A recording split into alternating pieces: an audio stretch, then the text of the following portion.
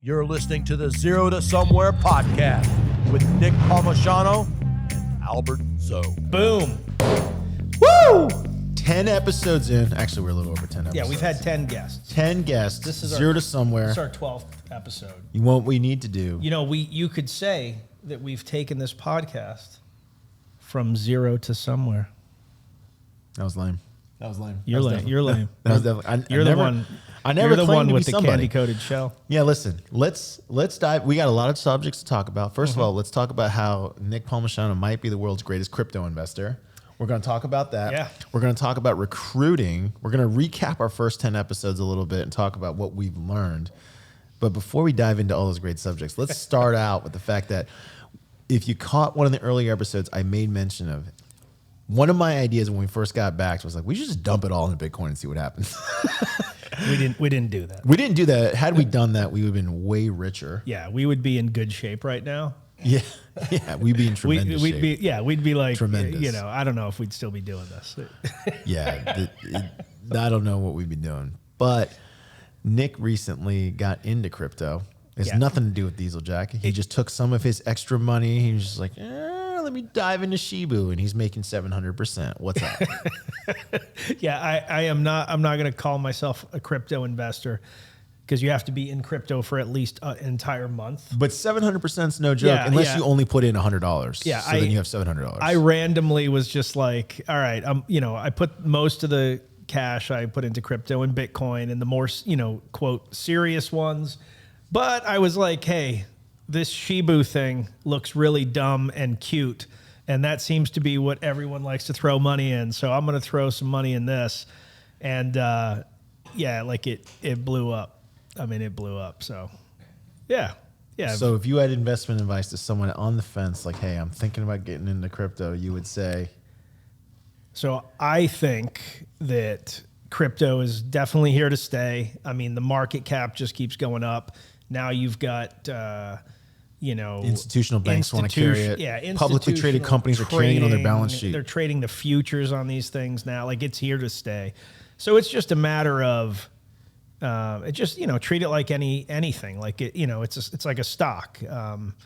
The fluctuation day to day is insanely high. So if the money's important to you, then don't put it in crypto. But over any length of time, any of the bigger ones are up just thousands and thousands of percent. So I think you should have, given inflation, given the fact that governments seem to be less and less worried about monetary policy, having something that is not tied to government currency seems like a good idea.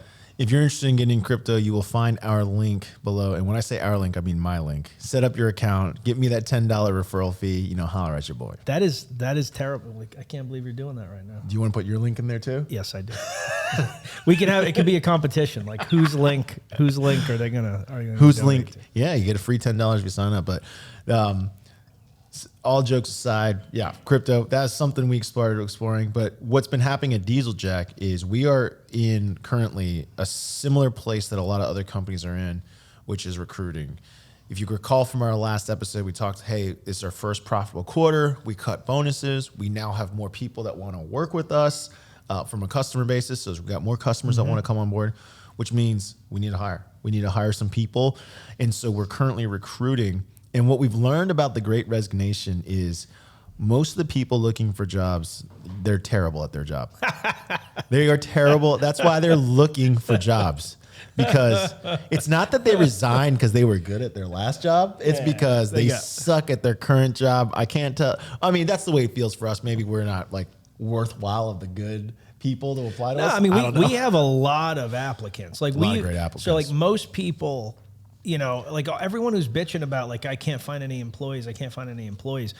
We get tons of applicants. It's just, they're not good enough to work here. And I know that sounds super arrogant, but they're just like, we've had I think we're up to 115 applicants for one of the jobs that we posted. We chose to interview about 12 of them. Yeah, 10 days ago, I think it's been up for 10 days. We've interviewed 10 or 12. assessed Assessed at least half. 6, and only one is awesome. One is okay, but I wouldn't hire them. And everybody else is like just truly terrible. Like I actually want to declined, or they just declined to take the assessment, which is actually saving me a lot of time, wasting my time thinking to myself, hey, I have to evaluate your work. That's one of the crazy things is we state up front in our job description, if you make it past the first round of interviews, we are going to give you a assessment of your skills. And people are always surprised by that. Like, hey, you did great in your first interview. Now we're going to send you the assessment. Pick a time that we can send this to you. And they're like, what? You know, but I don't need an assessment because I'm good. And we're like, well, you know, we've got to do that. And you really have to do it. Like I will never. This is a thing that Albert kind of. I took it from tech companies. So in software companies, if you want to get a software developer job, you're going to have to take an assessment. They will not give you a software development job without seeing, can you do the job? I mean, unless you were like super senior at like Google or Netflix or something like that, where it's like probable that you were very good at your job. Yeah. Like you had a good tenure there. But for someone who's new out of school or someone who doesn't have that big flagship company under their belt, most software companies will assess you. They will not let you just walk in the door like, okay, here's the keys to my infrastructure, start coding. So we do that with everybody now. No matter what the job is, you get some kind of assessment. If you're an account manager, then, you know, we give you scenarios and you've got to, you know, how would you deal with this scenario? And you have to like talk about it. If you're a media buyer, we actually ask you to buy media and then we assess what you did. If you're a graphic designer, we ask you to, you know, make some graphics. Videographer, make some video, and so forth and so on, you know. And I have had challenges in the past where, you know, for, you know, 15 of the 17 years I've been an entrepreneur, I batted about 50%. Like I either got total studs or I got total duds. Like there was that rhymed. There was, I know, I planned. Are you pretty much a rapper? I planned that. You're like an island boy. Saying a little diddly for you, just in return. Studs or duds. It's our new podcast, all about employment. No,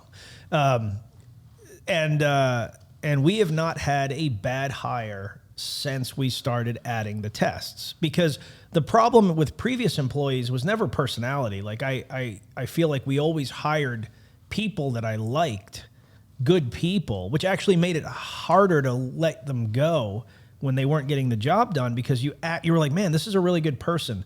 And I've now devoted hours and hours and hours trying to train them. Yeah.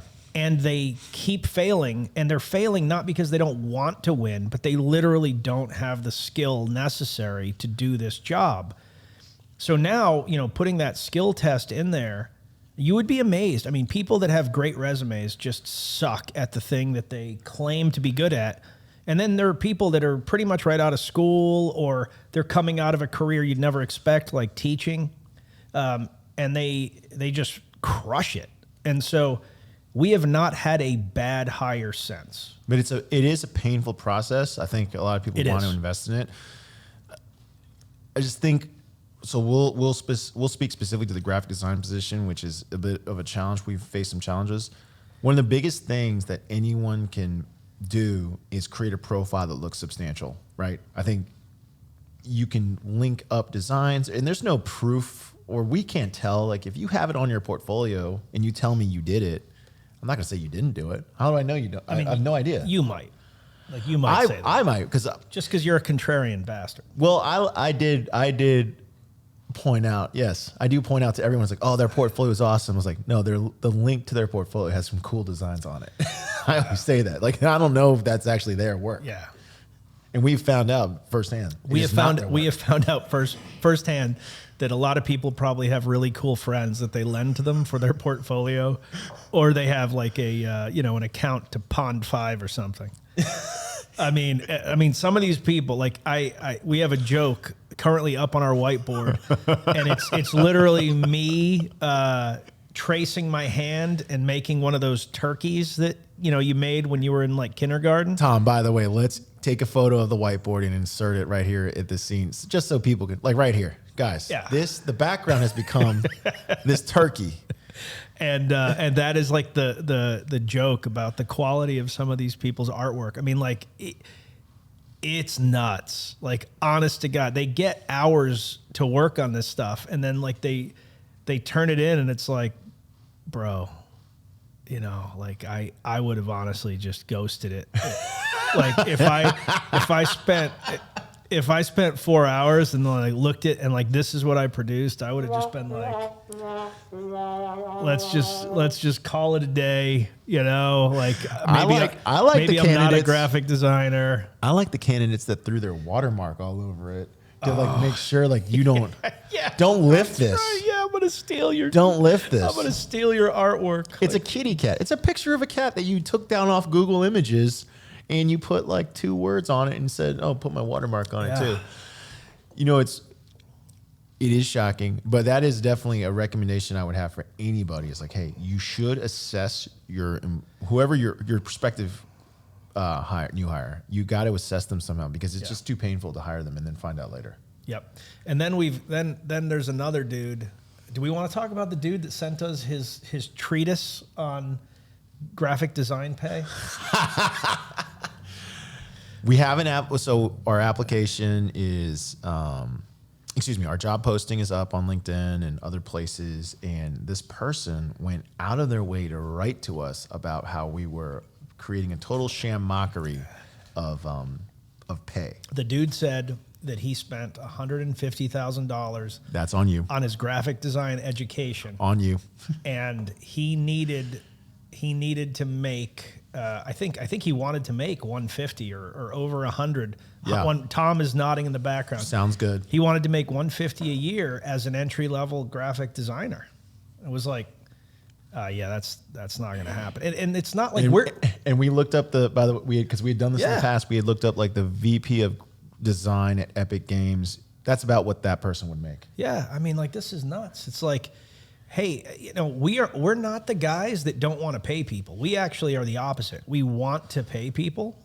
We have budget. And we have built a company that incentivizes good work, so that, like, our dream is that everybody here is making 6 figures, but that only happens with the company growing and everyone performing. And, you know, so like this idea that we don't value skill. That's not true. Like, that's not it at all. But there's also, I don't know, I really think it's a this generation thing. Like, this generation is like my favorite and my least favorite. Like, because I can remember being a graduate well, maybe not exactly because I was an idiot, but when I was in college, I remember thinking I was going to graduate with a $100,000 job for sure. Did you really? Yeah. Like but you're an arrogant bastard. But like you love yourself. No, I didn't. No, but like when I was a freshman, I was like, "Oh, I'm going to make it." And admit you love yourself just a little bit. Well, I don't hate myself. That's stupid. Who hates themselves? I hate myself. Well, that's stupid. Love yourself, okay, Nick? I can't. Or do something about it. Can you do something about it then? Can you change yourself? Probably not. Probably not. I mean, let's fit. No, yeah. When I was in college, I thought like making a 6-figure job. This is circa 1998. Was more than reasonable. But like where I changed my mindset was as I was going through school, and I realized, man, not only do I hate school, I'm not good at it, and I don't get good grades. So I'm probably not going to be a good worker because I don't like doing things. So that's why by the time I graduated from the University of Virginia, at the time, which was a top 25 public school, I decided to go to motorcycle mechanic school because I was like, fuck, I have no skills. That's kind of awesome, though. That's kind of awesome. And, you know, it's actually a really common story. Like, I got good enough grades, but I hated school. Yeah, but you went to West Point. Like, is it even possible to get bad grades there? I thought they like drill it into you that you have to succeed. No, right? Actually, do people get bad grades there, or do they just get attritioned out? Yeah, well, so it has changed a lot. Not that you guys want to diet. Take me back to 1996 or wherever you were in school. My class started with about 1,300 people, and we graduated, I think, 798. Well, okay, it's almost 50% attrition. Yeah, they don't do that anymore. Yeah, but what was the attrition due to? Due to grades or just not wanting to be in the military? Or a lot of grades, a lot of just quitting because it sucked. But it's not that. So like, if you were to take the West Point academics on their own and put them in a regular college, it'd be like any other, reasonably elite institution. It's that they force you to do way more and then stack on top of it. Like, you're doing a sport, even if you're not a collegiate athlete. I'm aware of that one. You're doing, you've got drill, you have leadership stuff, like they stack things. Their whole goal is to make it impossible to complete everything so that you have to make decisions and still get it done. So the average GPA there is actually right around 3. I have no idea what it is at Virginia. I mean, I just basically, I fell below a 2.0 and I was just like, fuck. But you finished. Yeah, I had to change my major. I remember my dad distinctly saying, I'm not paying for more than 4 years of school. Like, you have to. I was like, oh, shit. So at the University of Virginia, you go to business. You have to apply to go to business school, and they call it commerce because, Virginia's snooty. They also call it the university, right?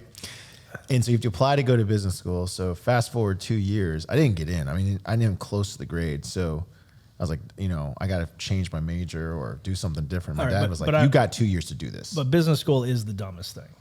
It's the dumbest thing I've ever done. Well, I mean, the people that I know that graduated definitely did pretty good for themselves. Yeah. Right? You make money. Yeah.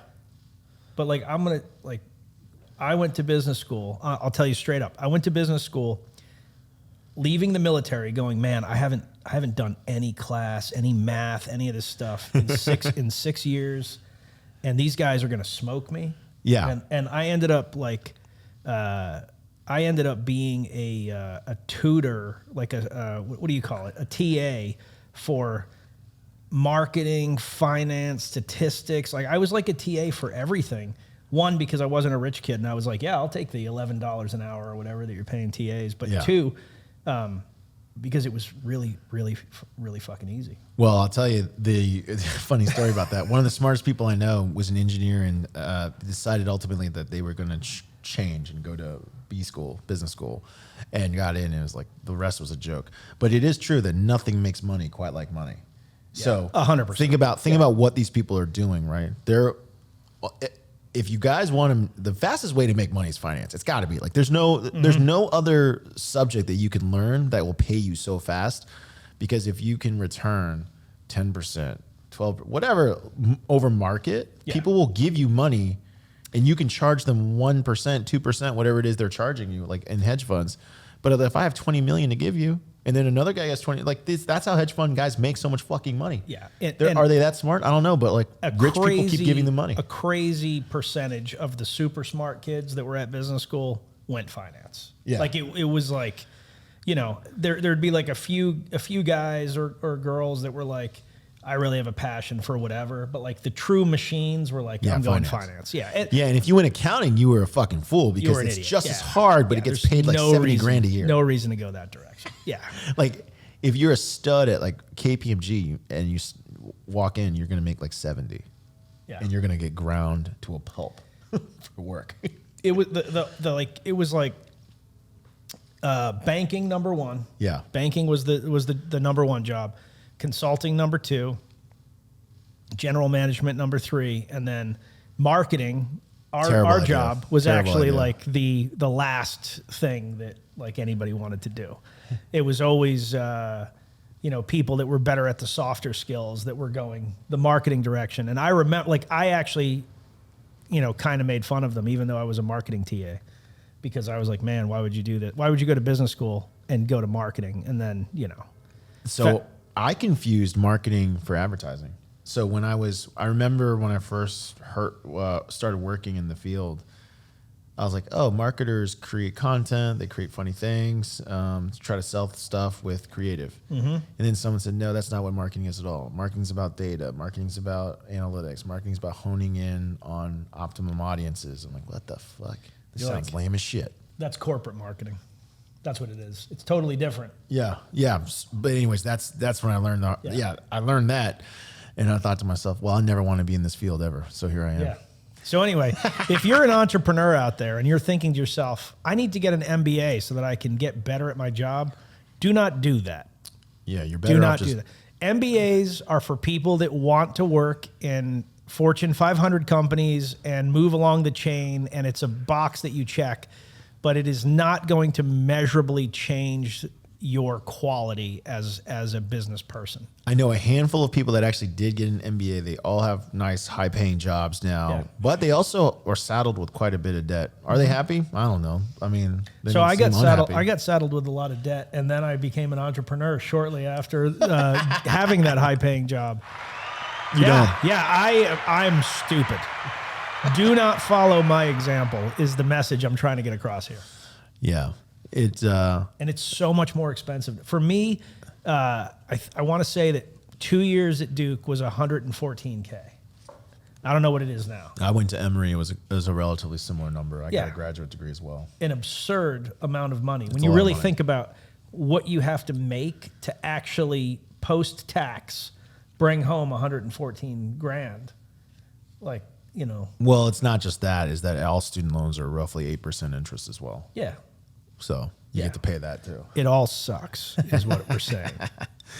Yeah, which lets us talk about some of our previous guests. So one of the fun things about this show is hopefully you guys have gotten to meet some entrepreneurs. Everyone that we've had on the show so far has been a customer or a client of Dieseljack. We now are getting solicitations from you out there that just want to be on the show. Hey, listen, Yeah. keep those coming. We're going to start bringing on people that are not our clients.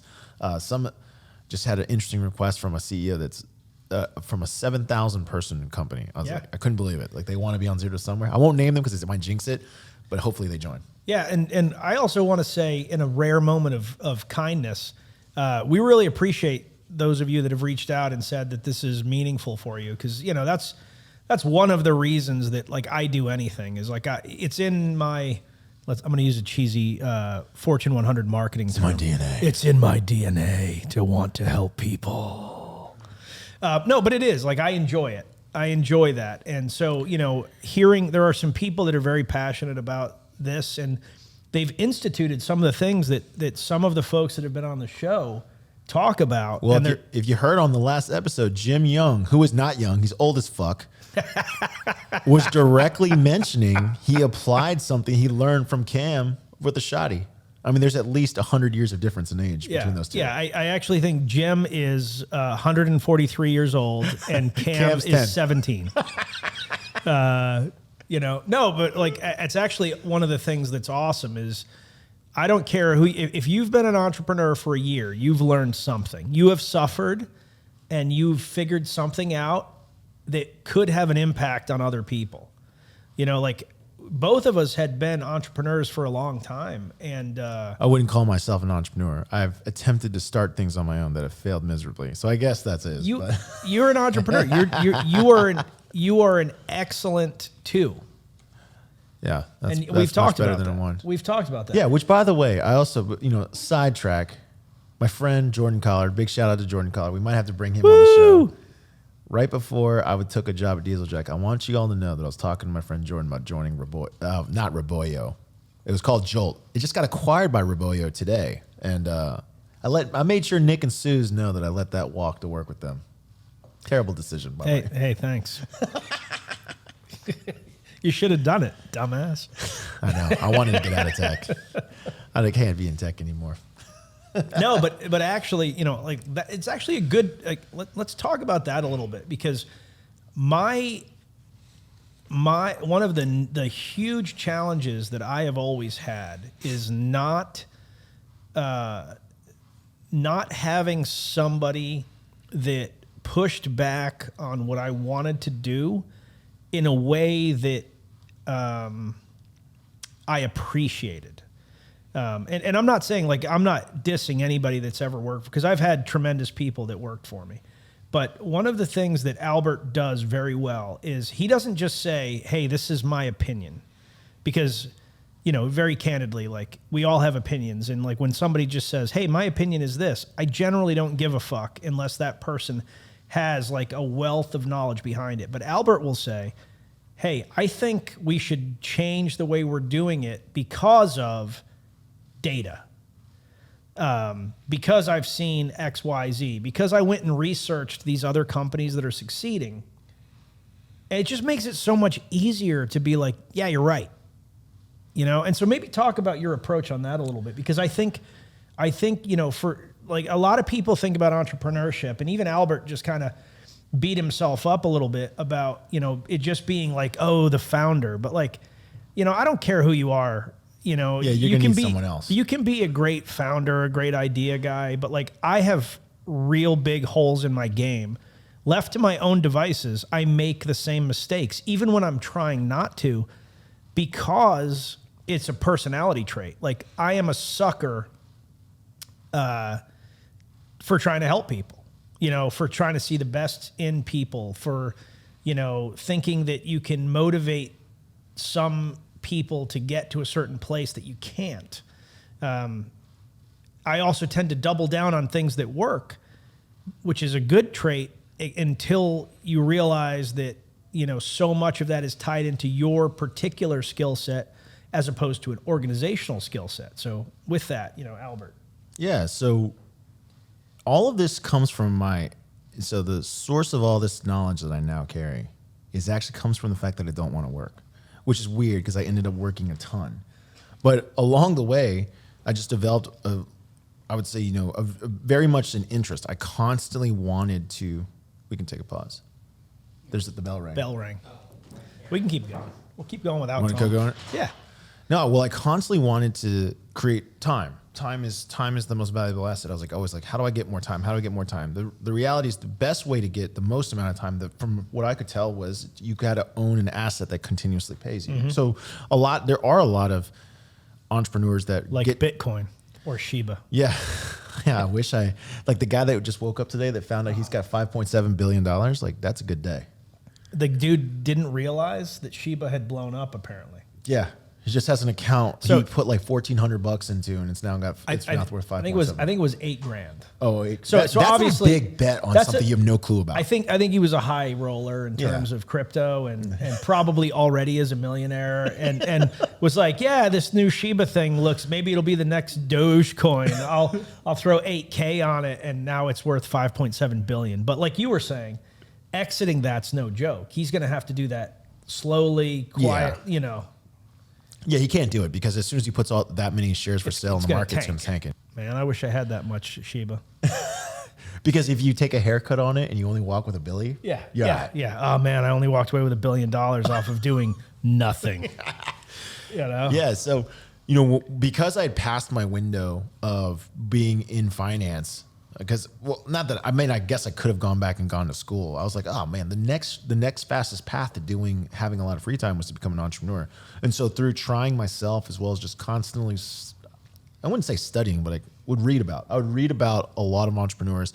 And for whatever reason, those stories would stick in my head. And like Nick has always said, that you have this weird ability to recall like business cases. Yeah. I just remember this them. dude remembers everything. He's like he's like the Asian version of Good Will Hunting, you know? Like But not for numbers, just business cases. yeah, it's like, oh yeah, in 1973, This is what Bob they did. Smith did this, and he increased the sale of widgets by 37%.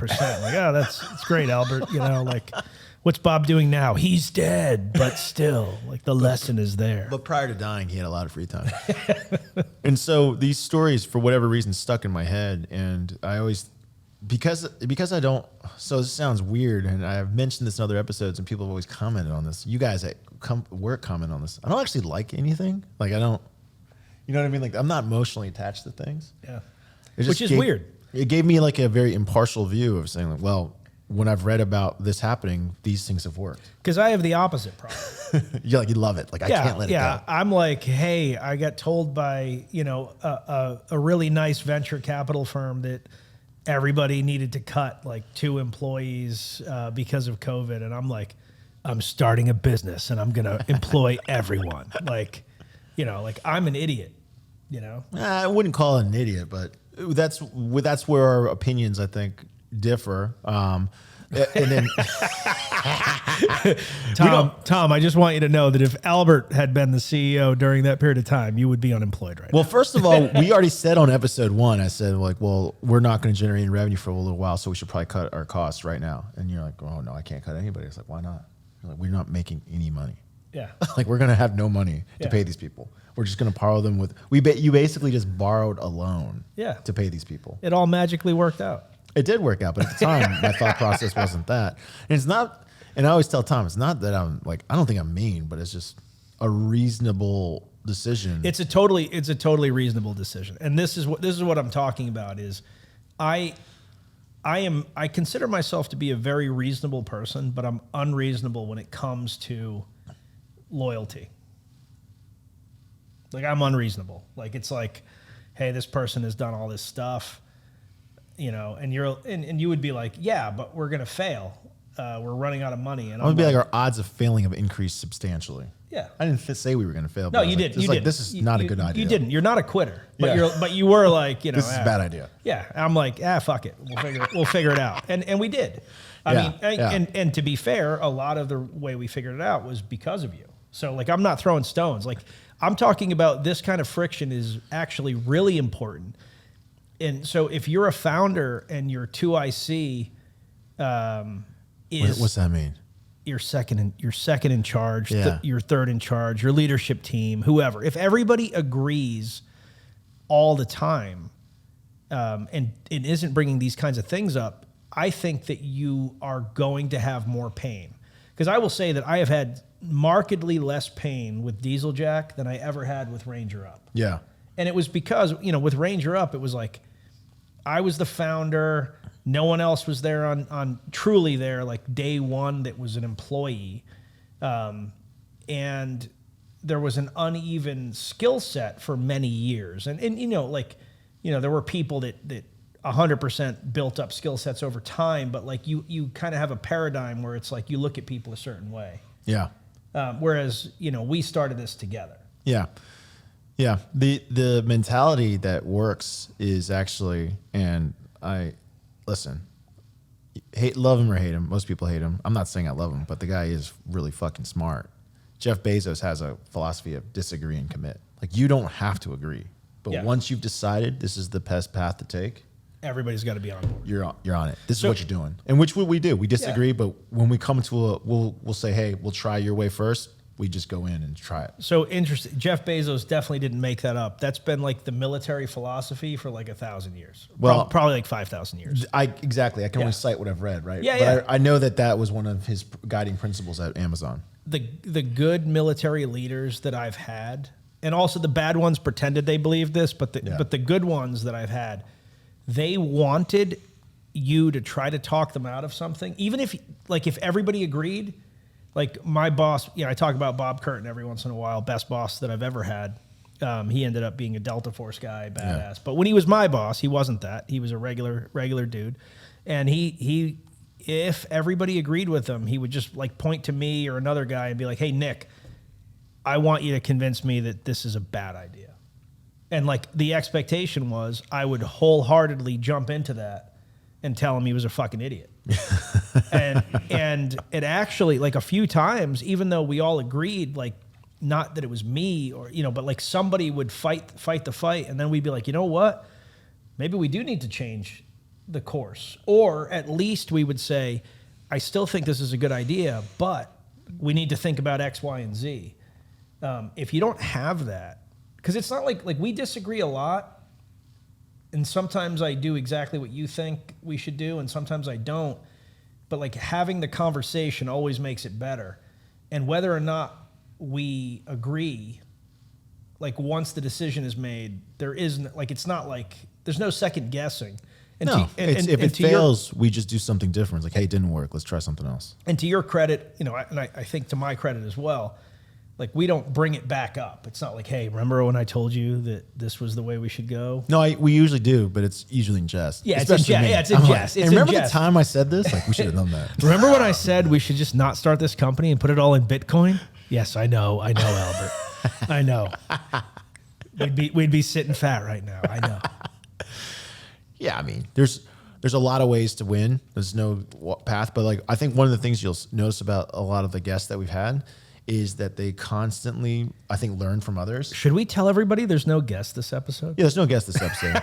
We're reflecting on our So it's wild success. We actually have a lot of guests interested in being on the episode, but we thought it would be nice to have just like one where we were like, Just reflect on what we've learned. And I didn't tell you this yet, but I'm starting to get requests on LinkedIn, like, "Hey, can I be on your podcast?" Really? Yeah. We're getting random Yeah. requests. People are like, "Yo, I want to be on this." And so we actually are going to have a guest. So this is interesting. His name's Dale Hart. He is the reason that I am married to Suze. What's he do? He was a UFC fighter. Okay. And he was a crazy son of a bitch. Is he crazier than Lee Murray? He is the craziest person back then that I had ever met. Like, Do you know who Lee Murray is? I don't know who Lee Murray is. Lee Murray is the guy that masterminded the big diamond heist in London. He Okay, was a no, UFC I don't think fighter. he's not that crazy. No, he's Then not. he like ran off to Morocco and had to get extradited. To No, the he's not UK. that crazy. No, I went to Germany because Dale was fighting. Well, you can't give away too much detail. I won't give away too much, but anyway, Dale now has his own like after being this crazy bastard, now like stopped fighting at some point because we Yeah. all get old, and started a company in investments, and he's like a successful investor now, and like I got to tell you, it's the last, and I told him this, so this isn't like a surprise. It's literally the last thing that I would have ever expected from Dale Hart. That'll be good. It'll be like, It's hey, good. Yeah, tell well, me your investment thesis. Like, well, I invest in things I like. Yeah. So I met Suze and Dale was like, "Hey, we got to go. We got to like go, I need to go to this party, and like, so like he was a huge pain in the dick the entire time that we were in Germany. Yeah, but that's because you were chasing tail. And I wasn't. You wanted to do other things. I wasn't. I thought you said that's how you met. No, your but lady. that's how I met her. But like Okay. we were like friends for a long time. No, that sounds lame. I know it is. It is. I'm not a player. I just crush a lot. Oh man, yeah. So we have no guest. We're reflecting upon our guests. But one thing I think you'll see a lot of is, I'm gonna have to go make a gimlet soon. yeah, listen, you should. But one of the things Should we you'll send see, Tom, or should like you just like talk while I run and make another gimlet? this is the power of editing. We can just pause right now. Wait, hold on. Let's hold it up and then it'll magically reappear.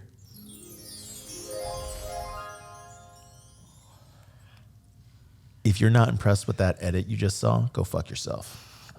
Don't spit up the drink. Jesus. Yeah. So if you haven't figured out yet, we put some time, but literally We don't put a lot of time. less than 1/40th of our working week into this show. Yeah, we don't put a lot Because of we time. spend the rest of the time on customers. Yes. We talked about doing this show for a year and a half almost before, I guess a year and 5 months or something. Well, it started off as, oh, we should start a podcast. Oh, what about? We don't really have an idea. Let's keep doing BNN. And I was like, man, BNN takes a lot of time. BNN takes a lot of time. And I will always love BNN, but I just realized the other day I've been doing BNN for like 3.5 years. That's a long time to do a show. Yeah. And it's a hard show. It's a hard show. It requires writing. It requires takes. A BNN episode. So if you're wondering out there, by the way, a little change of subject. If you're wondering why you see so many podcasts getting made right now, it's because they're easy to make. Yeah. There's no other. As long as you have like really good hosts, which we don't have, but Yeah. screw it. Yeah, exactly. If you have good hosts, you're better off for it. But yeah, that's the reason why you see so many podcasts. But back to what we were talking about before we magically got a gimlet filled up.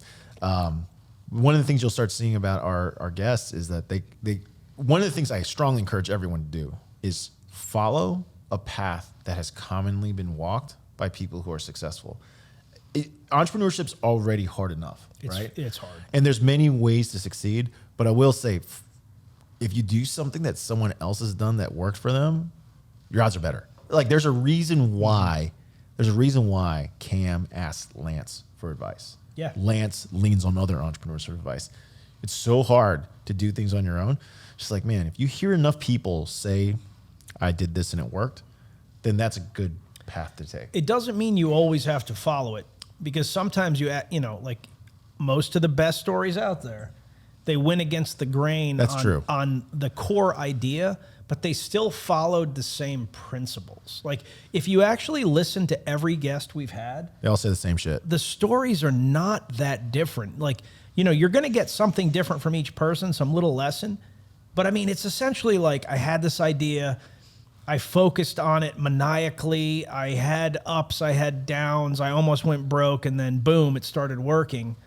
I mean, that's the story, like over and over again. That's the story. The story over and over again is, I would say, I mean, like if you could summarize entrepreneurship in like a entrepreneurship for dummies, number one, be willing to test. All of the people that we talk to, you hear them. They're willing to test over and over again. Mm-hmm.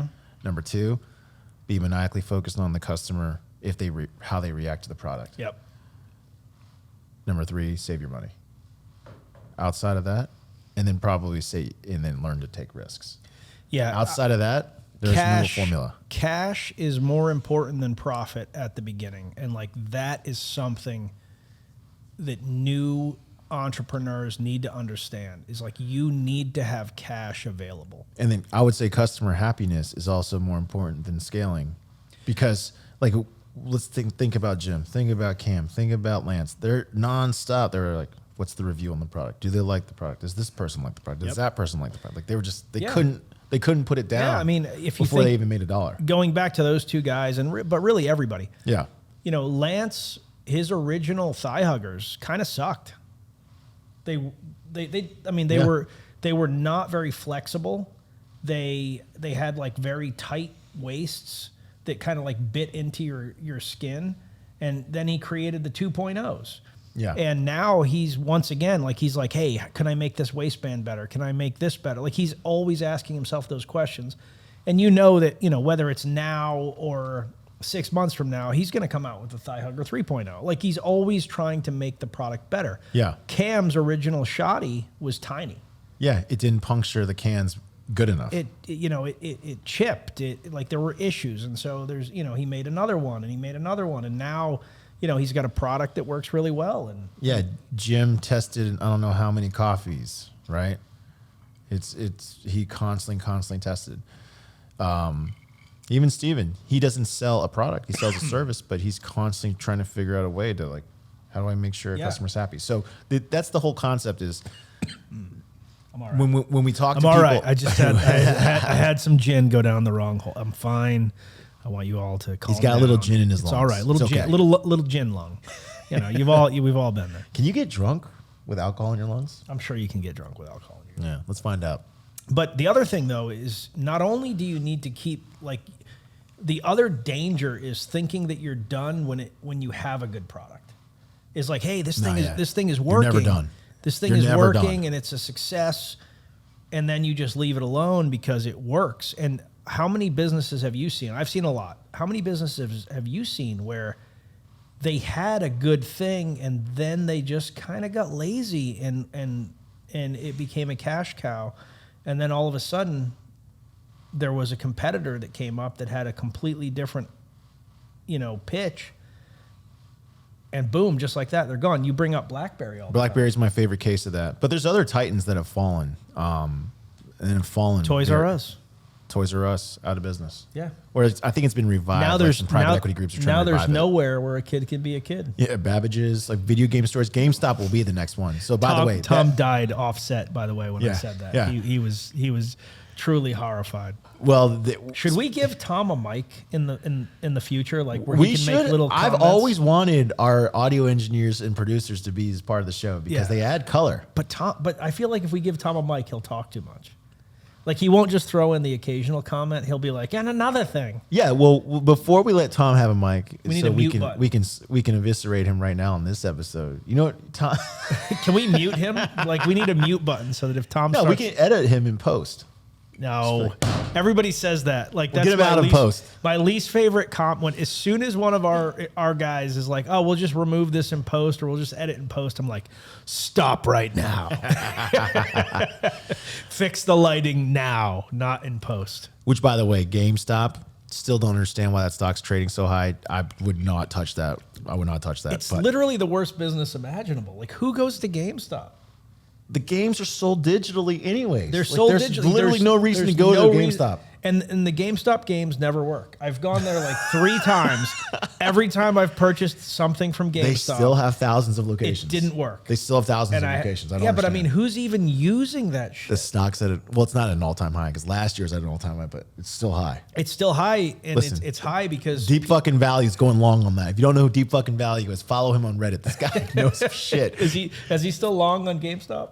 I don't know, but like I just like that when he got subpoenaed by I Congress. like how you have no idea what you're talking about, but you're like wholeheartedly embracing. You know, No, like, you're I don't know if he's long on Mark GameStop. my words, go deep on GameStop. No. I said follow Deep fucking Value. Okay. Not All right. is he long on GameStop still? I'll allow it. I don't know the answer to that, but I do like the very first statement he made to Congress was, "I am not a cat." Because there were like videos circulating of this cat on a keyboard saying, "Live look at Deep Oh fucking yeah, I know Value." where he's just Live look at Deep fucking Value making 11, $15 million a month on GameStop longs. And they're like, he's like, yeah, you know, like imagine like Pelosi like grilling him. How do you have so much more information than me? And he's like, I'm not a cat. yeah. Pelosi has never lost money. There's all these always traders now wins. following her. There's all these traders now following her. There- Her husband. Sorry, Yeah. her husband. Yeah, I think there's actually like a Pelosi index. Like it's unofficial, but I Yeah. think there's a Pelosi index where Yeah. you like you can basically invest like Pelosi and like you never lose. Yeah, because all of her the volume at which her husband trades at is like reported to the SEC, so you can follow it. You can follow it. You can buy exactly like and is he just a better investor than literally everyone else on the planet? Well, he's not the best because he's, you know, there's obviously people that are better than him, but he don't lose. So there's very degrees of winning, right? Yeah. He keeps winning. Not losing Is winning. is pretty critical. Yeah. Because if you ask me like right now, hey, for the rest of your life, do you want every investment to win, I'll be like, yeah. or do you want, you know, like, I mean, yeah, there's no other right, or not. Like, yeah, I want them all to win. Okay, great. You know, like you're not going to lose money. Yeah. It's yeah. insane. Yeah. So he follow Pelosi Follow Pelosi's husband and invest exactly like he does, or and, follow Deep fucking Value. and you won't lose. Or put it all in Shiba like I did last week or 2 weeks ago or whatever. I am up a lot. I am up. I mean, I didn't put that much money in, but like I'm up like a grand. You're not the on $15 like billion tiny man. on like a tiny investment, which is always cool. By the way, check the records. I believe it's 5.7 billion. I could blow that $1,000 all on hats, and it wouldn't affect my life because Because I'm a crypto. 'Cause I only- Am I a crypto genius? Yeah. You're exactly like I'm going worried. parabolic. I'm worried because 5.7. I'm See? worried because It's a I weird am a factoid sticking in person my that brain. fixates on things until I win. And so like I'm already worried with crypto that I'm going to be like too hardcore into it. You're going to be the guy, by the way, that has so much money in crypto, but you forgot your password. or you downloaded it to a cold storage wallet. And I'm Coinbasing it. I'll be fine. All right. I'll be fine. I'm not willing. Like I'm not the guy that's willing to go like super hardcore. Have you read the story about the guy that thinks he has at least $780 million of Lost. crypto on a hard drive, and he's like willing to like pay the landfill or whatever, the salvage yard, the dump, whatever percentage of fee if it's been recovered. So like I just like I can't even imagine. They told him to go fuck himself. Like, you're not digging up my dump for. Yeah, but I mean I can't imagine. Like, you know, and I get why you would want to do that, you know, but like I'm not. Well, in the early days, there weren't like marketplaces like Coinbase, so you had to have a whatever storage wallet. But anyways, like I'm happy. Like I know my password to Coinbase. It's super complicated. It's not an easy one, but like. And you got 2FA turned on. But I know, yeah, I've got you know, but like, you know, if I ever forget my password or lose it or whatever, like I want to be able to call the institution.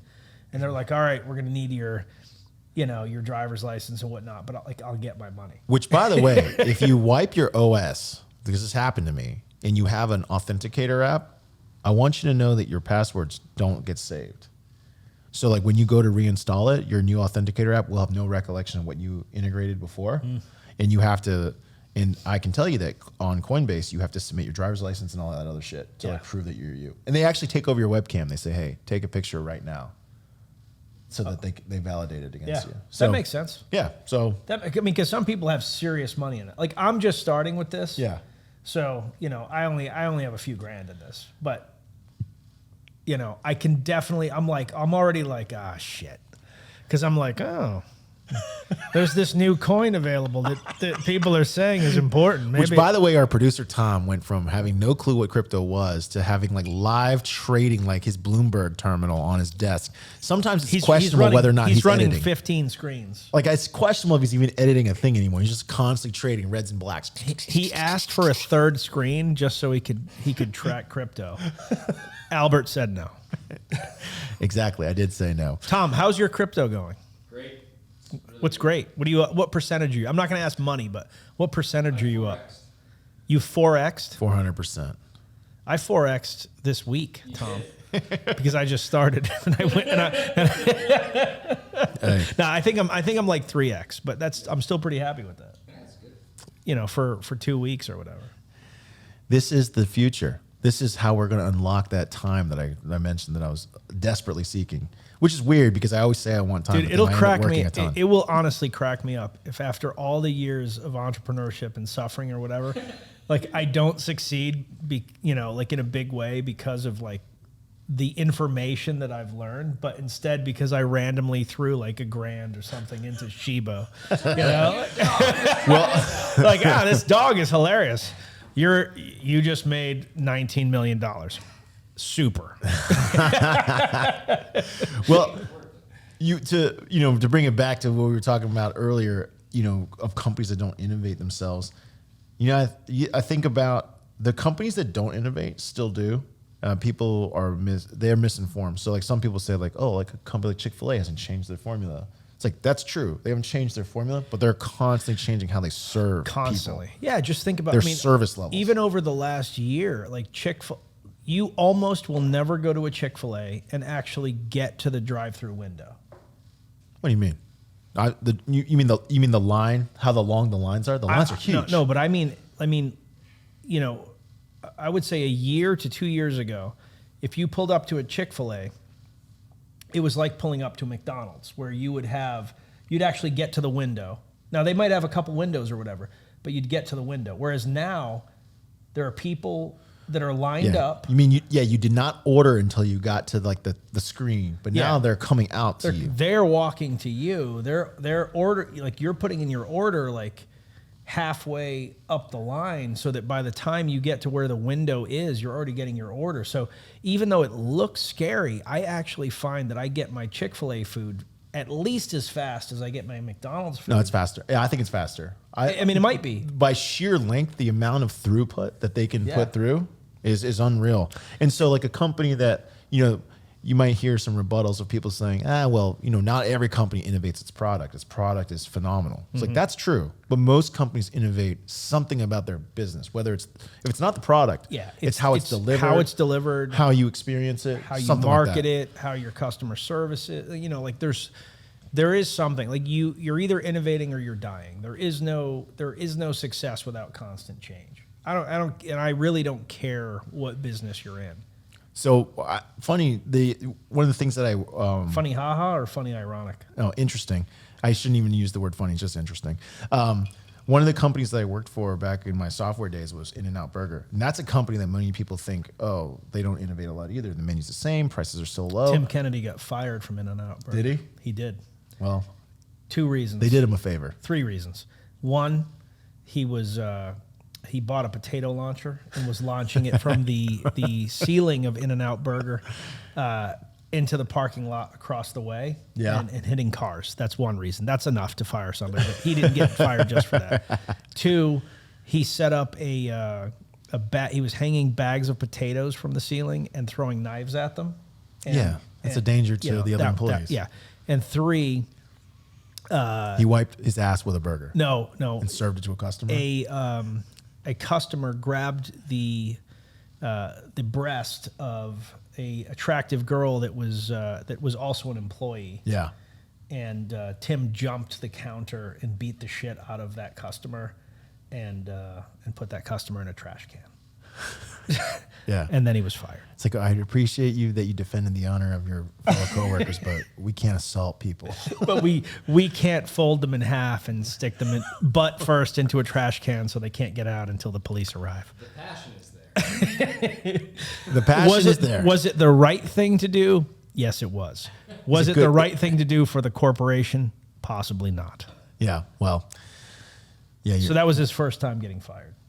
Hey, He got fired 2 other times. that sounds like a pretty legit three reason other to get times. fired, though. I mean, it feels good. Like that's like a good way to go out. It's better than like, oh, I didn't show up 3 days in a row. I wish I had that story. I wish I had that story. But You know, like even- if I could trade, because I was a short order cook in high school. You should know this about me now. Yeah. At a diner, I worked at Hollywood Video, and I could do anything. you could do anything you wanted. They were so short on staff. I refused to wear the uniform. Wow. So I would just show up like in street clothes and just like, if So you don't want me you here, were a just get rid rebel of me. without a cause. No, even I back wouldn't. then. I mean, I still showed up on time. Yeah. But Hollywood Video, like they would ask me to check. Oh, I was worse than the dudes in Clerks. You should. I mean, it should have been worse because it was a comparative, not a superlative. But you know, okay. Yeah, it was not good. I was worse than those dudes at Clerks. Like people would be like, you know, remember back in the day in the video stores, you had a bin, you could, Yeah. and like clearly videos were being dropped in the bin. I kind of missed the video stores. It was Okay. like a nice moment. People would ask me like, you know, is this movie here? I was like, no. It's like, didn't you check the bin? I said, no. And then, when'd you check it? I'm like, I just checked it. They're like, I've been here for an hour, like strolling around. I haven't seen you check it. Yeah, I don't care. It's like, well, then I'd be like, fine. I'd open the bin up. There's clearly like stacks of videos. I would close it. It's like, it's not there.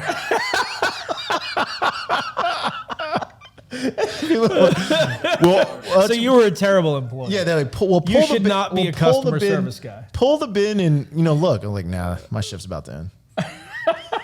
Asian kids.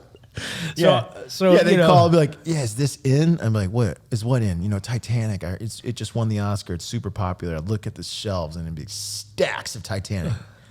No, it's not in. So my first job was paperboy, but my first job like going somewhere was Leo's Diner, and so I started as a dishwasher. What'd you do at Leo's dishwashing? Started as a dishwasher, then I was a short order cook, and like in very rare situations, and I didn't want to do this, but in very rare situations, I had to help as a waiter.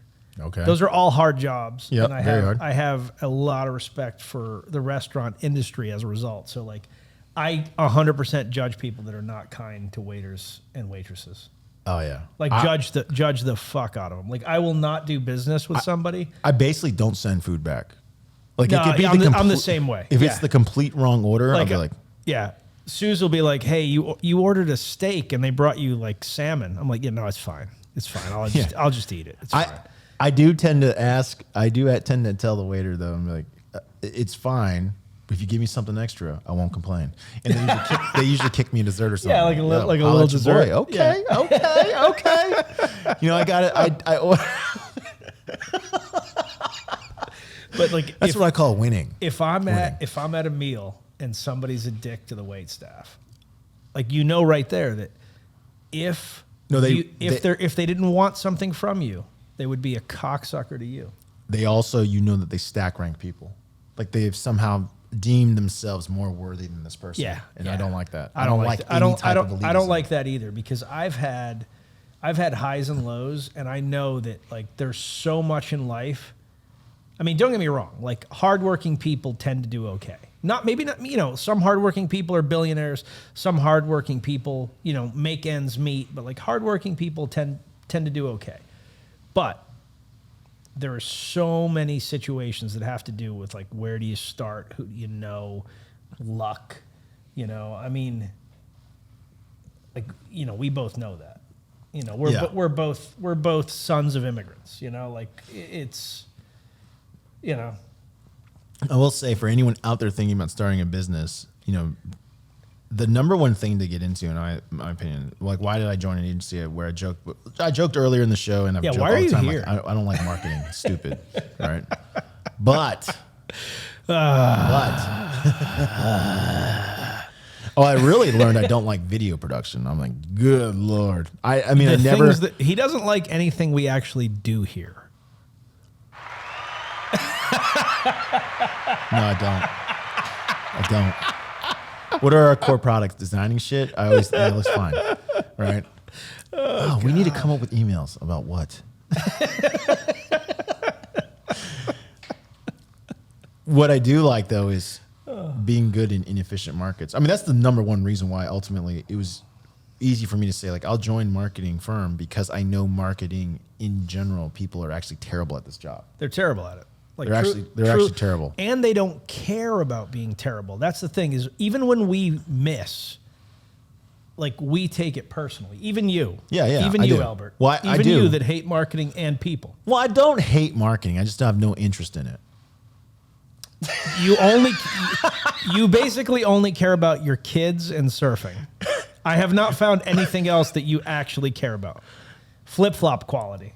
Nah, I mean, even though I don't really care about that because most flip-flops last a really long time. Although I will say Combat flip-flops last the longest. I do care about durability. That's the number one quality trait I like in my products. In all things. In all things. How long does this last? No, there's nothing else I care about. So I haven't actually visited your house, but I bought nothing in it. Yeah, you have your own like man room that you do your work in, and everybody came back after they visited your house because I forgot why I couldn't go, but everybody visited your house and they're like, the house is really nice, but like Albert's room has literally it's a room. He sits on like a box or something. Like you have nothing in the room that your wife has allotted as yours. It's like a dormitory. Yeah, it's like a bachelor pad, probably like something you would have had like fresh out of school, Yeah. first job, like no money. That's Yeah. that's kind of my Yeah. room. Yeah. Yeah, I mean, Single band poster on the wall. yeah, I mean, And like apple box. Like- and that's it. Albert, is that a poster of Cheryl Teagues? no, I don't have posters up. I know. We all know.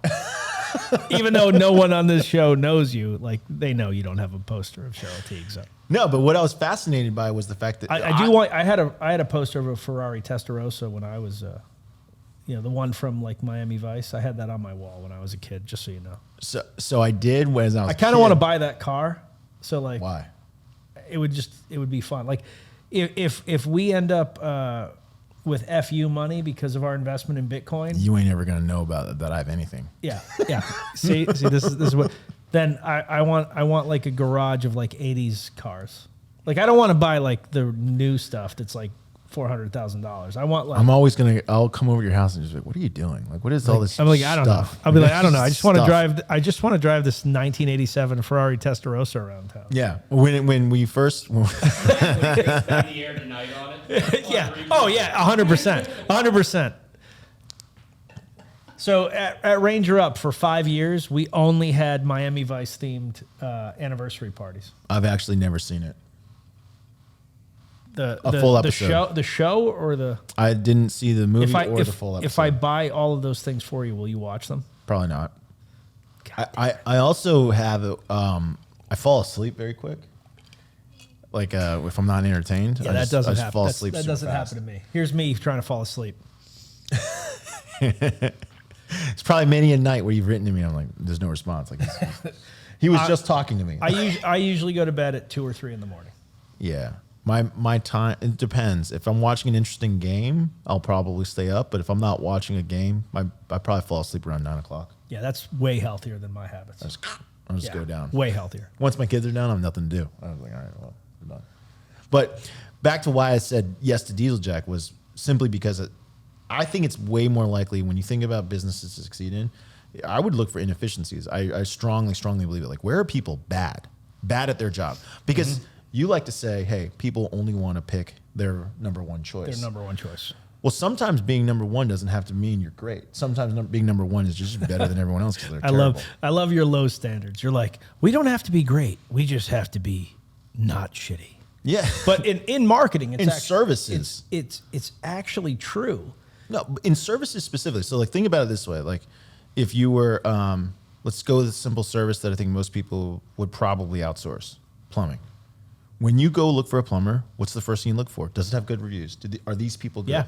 By default, everyone that's shitty or has screwed over somebody is going to have lower ratings. Yep. You don't even bother shopping them. You're already, by default, to a smaller pool. Like, you're like, like, when's the last time you ordered a service for your house from someone with less than 4.5 stars. No, yeah, Four- you need. It's now. It's like it's got to be 4.5. That's actually exactly like if it's not 4.5 or higher, I'm not interested because if they suck, if they don't show up on time, like it's a huge inconvenience.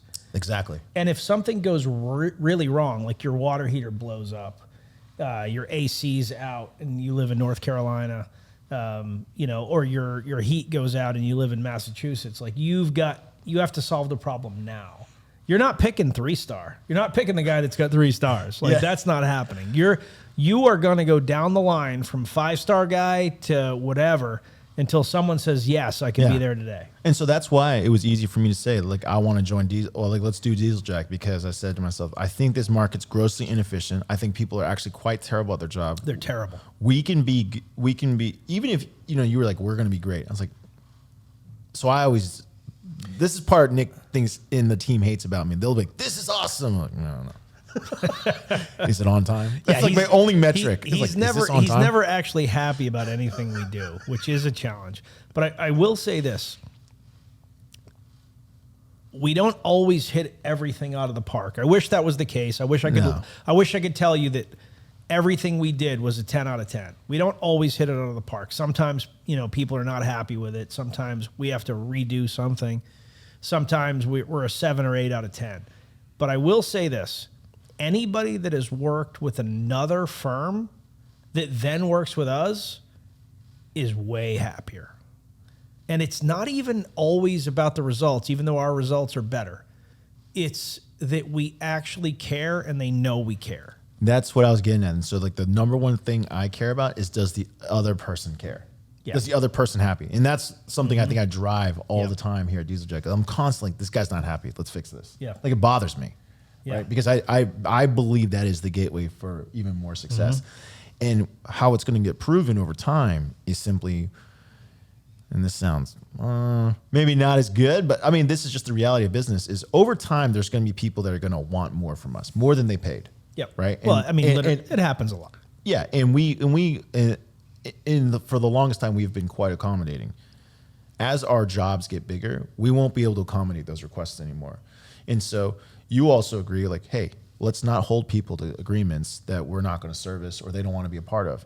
And so we're going to start offering, like if it's not working out, I understand we should shake hands, because like we can't do more for the rate, because it will be. We do a lot. Like we do. But that's what I'm saying. There is is it'll literally be against our business if we don't focus on our top handful of customers. It's going to be a problem. And I understand. I don't want to say it like that, because that's not accurate. But we do more for literally every customer than they pay.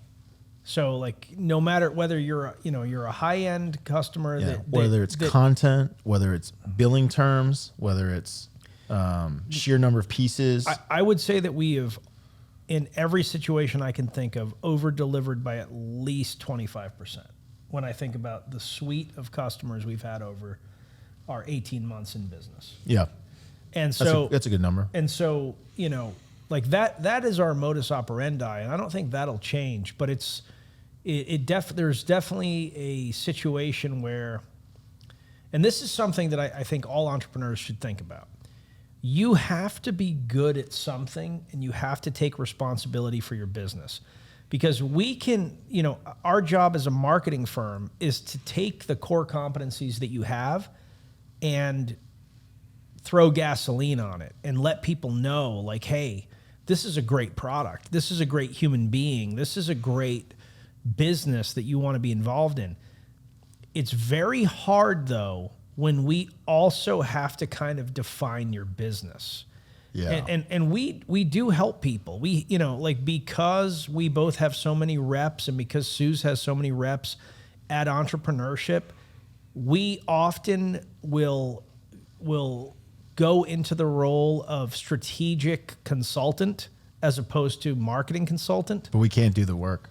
But at the end of the day, you still have to make your product. You still have to be thinking about improving your product. And so we've actually gotten picky about the entrepreneurs that we want to work with. If you don't care more than I care, this isn't going to work. You have to care more than me. I'm going to care a lot because, you know, like anybody that's worked with us knows, like I take it personally. I spend a lot of time on accounts. I'm in this office often. Like if somebody's having a problem, I'll be here till midnight. I'll be here till 2 a.m. Like I'm trying to solve the problem. But if I'm here till 2 a.m. and you're working 9 to 5 and you're like, you know, man, I don't understand why my product isn't working. Like my tolerance for that. And I know this sounds weird because you know, people are hiring us, like, you know, they're the customer. But, you know, I hate to say it like this, but we're at a point now where like we can choose our customers. And so we want to choose people that really fucking care about their business. I don't care if you're big, but I care if you care. I'll use I like to use things in example, you know, because I like examples. But one of the Albert, greatest could ones, you give us an example? I will. So one of the legendary campaigns everyone knows is Southwest's Bags Fly Free campaign. Is that a marketing campaign or is that a company campaign? I'm not going to refresh this gimlet, but I want you to know that I want another gimlet. Yeah, that's fine. You can have one after. But you know what I'm saying? Like that campaign, is that a great marketing plan? Like what the fuck? Like it's nothing to do with marketing. It took a whole company to figure out how are we going to let bags fly free. Like that was a monstrous feat. Yep. You know what I mean? And then the marketing company gets to be like, oh, it works. People love us for this slogan. Yeah.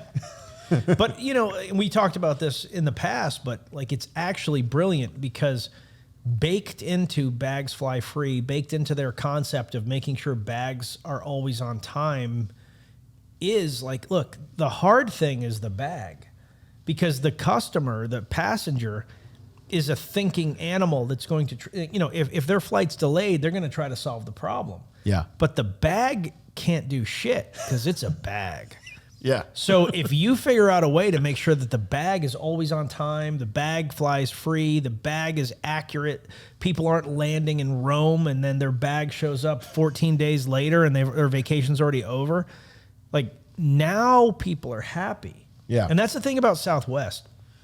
I don't like flying Southwest. Southwest actually is no longer even the lowest airfare provider. Most people haven't even noticed that they're not the cheapest anymore. Because like Frontier and Spirit are way cheaper, but the service levels are so bad there, no one wants it. My go-to is Delta. That being said, because Delta treats you better, you know, I tend to have a nice experience with Delta. That being said, even though Southwest is that cattle car treatment, if I can't get a Delta flight to where I want to go, I go Southwest because I know they're not going to fuck me.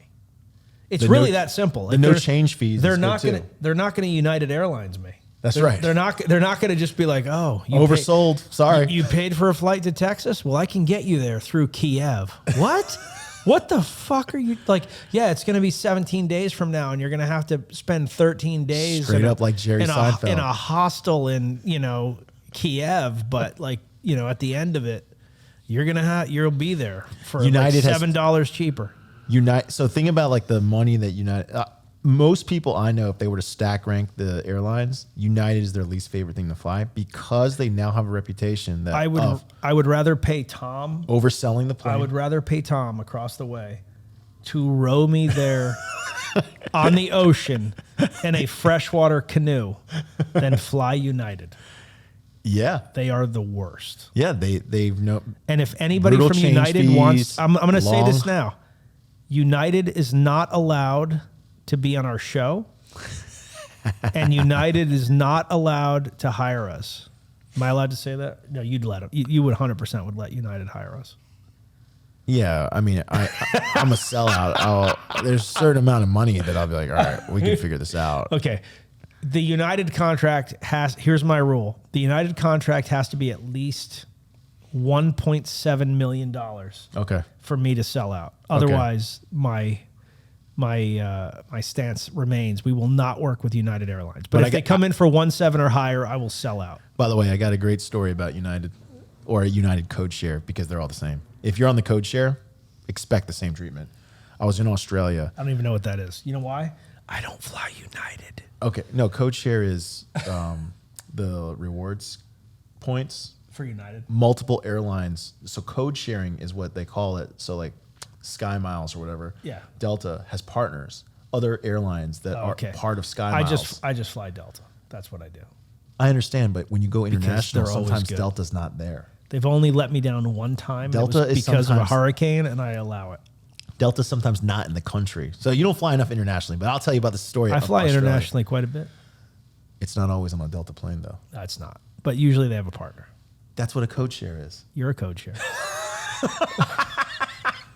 So I'm in Australia, Sydney, Australia, specifically. I've never been to Australia. I go to It's check one of the in the black plane. holes of my travel. I go to check in on the plane. They tell me, You think you're better than me because you've been to Sydney, no, Australia? no, I was there for work. It wasn't interesting at all. By the way, Sydney, if you guys hate rules like mask mandates and stuff like that, don't ever go to Sydney. I've never been to a country with more rules. Australia's got so many fucking rules. It's Which is weird because they are a country completely populated with criminals.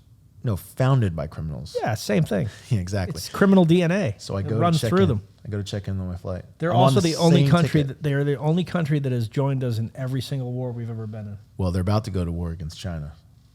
You think so? So where's the United States? Biden's already come out and said like we're going to protect Taiwan. 'Cause China's like we're going to. That's your homeland.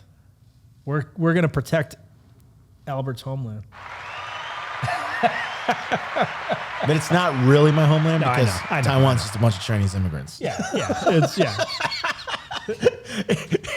It's like It's like, whoa, this China thing kind of sucks. I'm going to Taiwan. yeah. Oh, this independent nation that's just 100 miles offshore. Yeah. You can have freedom. You can like do what you You want. can surf. You got a lot of surfing Hey, there. remember when you surfed at the beginning of the pandemic because you were turning 40 or whatever? Yeah, that was a good idea. It was a good idea. At the time, I was like, oh, man, This is a really bad this idea. is a bad idea. But in retrospect, I didn't realize the pandemic was going to last forever.